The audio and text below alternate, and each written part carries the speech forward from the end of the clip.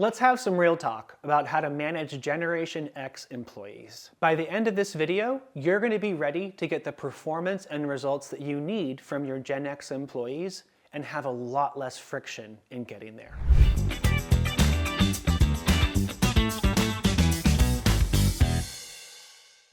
Let's talk about some best tactics for managing Gen X employees. And then I'll tell you why those tactics are effective, what makes them useful. And then I'll give some hot tips on how to handle it when your Gen X team members are way too demanding or way too disengaged.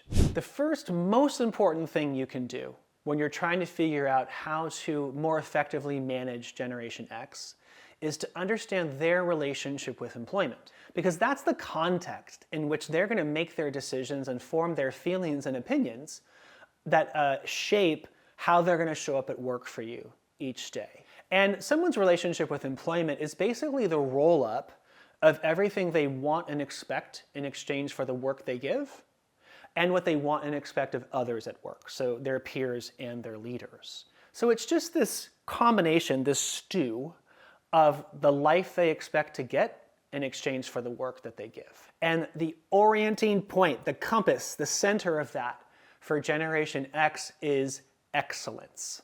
Now, I'm an Xer, so I'm speaking from a personal point of view as well. This is what I describe it as. We're sort of like the mommy am I pretty, daddy am I strong generation. Imagine a 5-year-old dancing around in front of the TV while their parent is trying to watch the news or TV because they want to be told that they're doing the right thing. That's us.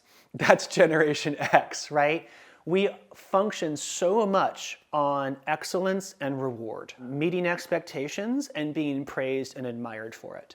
We very much believe that we have what we have because we've earned it through our skill and our will. That's really important to understand about Gen X. So there's a cause and effect relationship between our delivery and the way it is rewarded. Also important to understand is who our parents were. Most Gen Xers have baby boomer parents. Baby boomers are very focused on loyalty. You know, you stick with the company through the hard times, you get one paycheck from one employer for as long as possible. Gen Xers inherited a lot of that.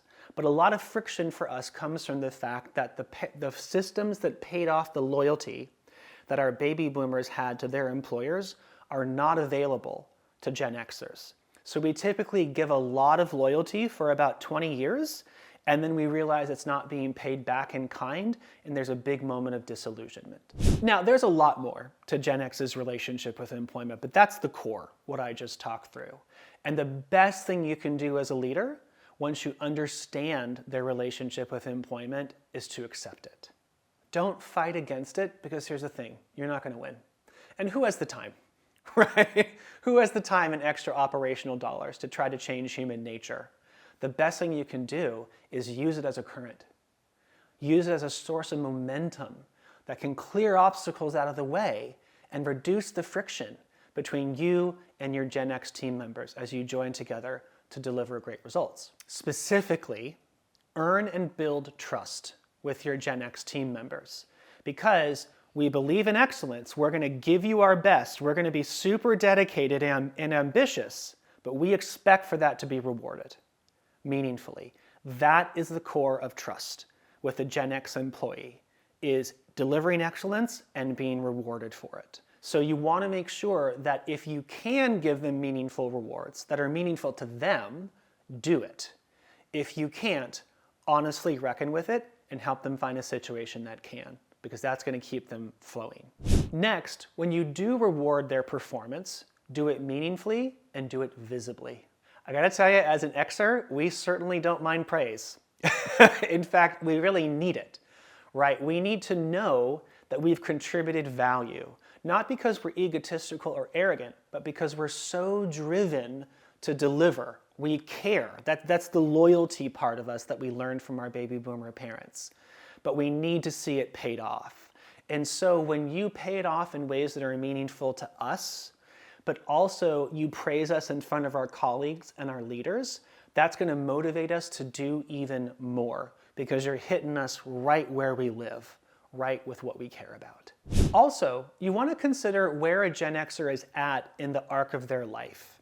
You know, in the year 2026 or around there, A lot of us are entering into the last leg of our primary earning years before retirement, if you assume retirement happens somewhere between like 65 and 70 years old on average. So we're concerned about making sure we really make the most of those years to maximize our retirement savings so we can have more passive income to live off of when we retire. So you want to make sure that you're conscious of that. What a meaningful reward is going to look like to a Gen Xer at that phase of life is very different than what it's going to look like to a Gen Zer. And the thing with Gen Xers is that it's that disillusionment I talked about earlier in this video. A lot of us have realized that dedicated loyalty to an employer, any employer, is a losing proposition.